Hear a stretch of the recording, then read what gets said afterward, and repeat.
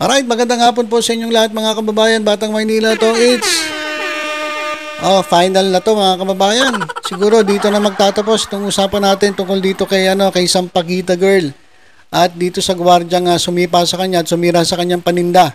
Kasi ang daming speculations mga kababayan. Itong batang babae na estudyante, ipinagbintang ang pang-scammer.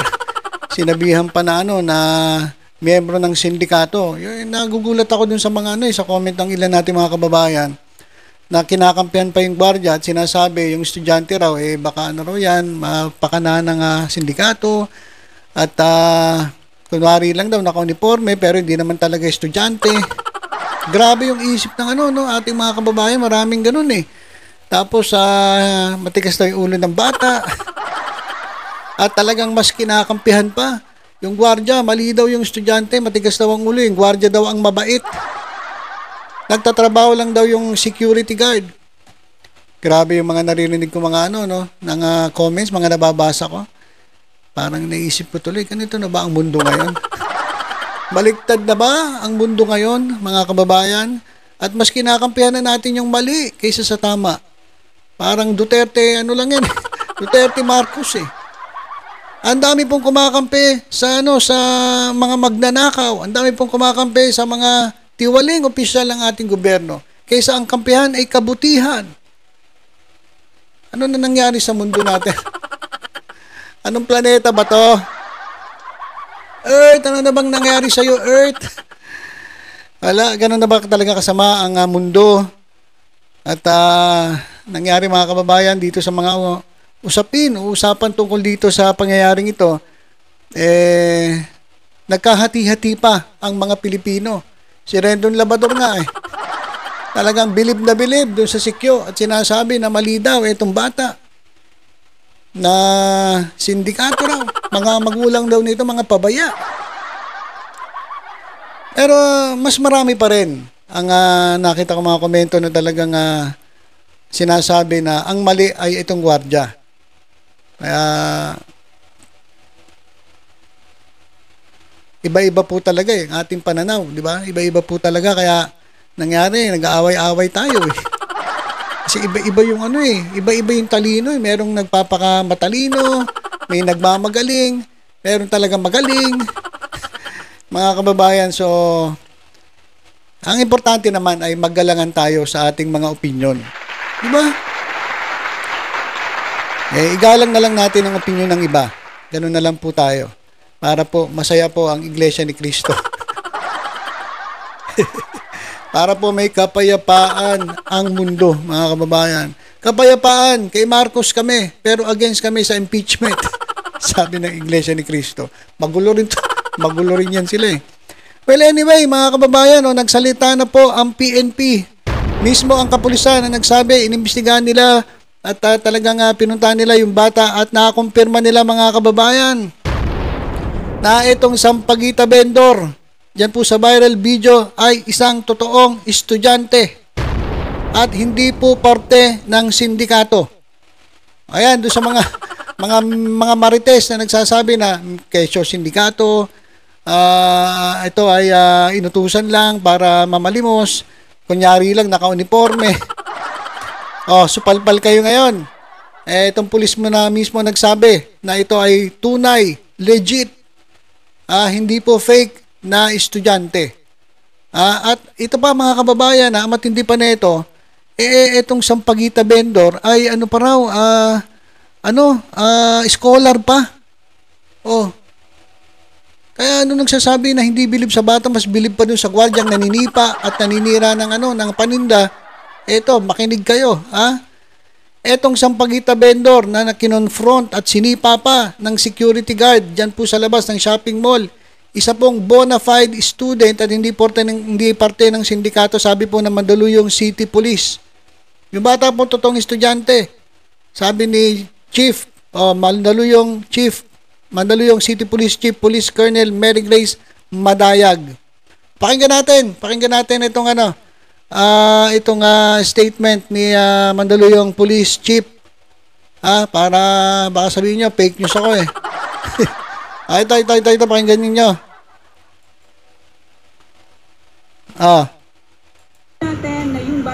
ay totoo pong estudyante. In fact nga po, siya po ay scholar ng isang private institution at matalinong bata. At nagsusumikap lamang po na madagdagan yung mga pangangailangan nila sa kanilang eskwela dahil po kade-demolish lang daw po ng bahay nila. At yun po ay pinatunayan din ng barangay kung saan po nakausap din po namin yung barangay kung saan sila nakatira. Okay. Narinig nyo? Makinig. Yung mga pinagbibintangan yung bata na miyembro ng sindikato at budol daw at peke daw at nanloloko lang. Scam daw. Di narinig ninyo. Ano sabi ni Police Colonel Mary Grace Madayag. Sabi niya, etong batang ito ay scholar pa ng isang private institution. Lehitimong estudyante. At nagsisikap lang, naghahanap buhay. Bakit? Kasi na-demolish sila. Kaya kinakailangan niyang kumayod. Tulungan ang kanyang mga magulang. Dapat marinig ito ng gwardiya. Dapat itong gwardiya, tama lang na gawin mo yung trabaho mo, pero bago ka manipa, o bago mo agawin, sirain yung mga panindan, yung mga sinisita mo dyan, tingnan mo muna yung sitwasyon. Kaya lumalaban yung bata Biruin mo, ang dami niyang iniisip, na-demolish sila, nag-aaral pa siya. Scholar sa isang private institution. Magagalit talaga yun eh. Gusto niyang, siguro, pambaon man lang, siguro, pambili ng bigas. Biruin mo, na-demolish sila eh. Siguro nangangarap siya na balang araw, mabibigyan ko ng bahay ang mga magulang ko. Sabihin na naman ni Rendon, kasalanan ng magulang yan eh. Totoo naman, kung ako naman sa magulang, dapat hindi nyo hinahayaan na gano'n kasi 10 oras ng gabi, nandiyan pa nagbibenta ng sampagita. Alam nyo, bilib pa rin ako. Hindi nagnanakaw, hindi gumagawa ng kasamaan, kundi lumalaban ng patas. Eh. Sabi nga sino ba to, yung artista? Mahirap na nga, pinahihirapan pa natin. So yan, malinaw na. Napakalinaw mga basher. Mga basher ng bata. Ay napakalinaw. Na itong estudyante raw ay matalinong bata.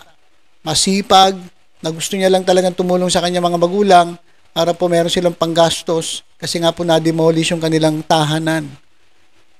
Sana po makonsensya kayo yung mga nagsasabi na miyembro pa ito ng sindikato at ang daming naglalabas sa social media ng mga picture, mga videos na siya daw yun, natulongis daw yung bata. Yan, siguro maniniwala na kayo na yung bata na yan ay lehitimong estudyante na nag-aaral at naghahanap buhay para matustusan yung kanyang siguro kahit baon man lang eh. Magkano lang naman yung kikitain niya eh.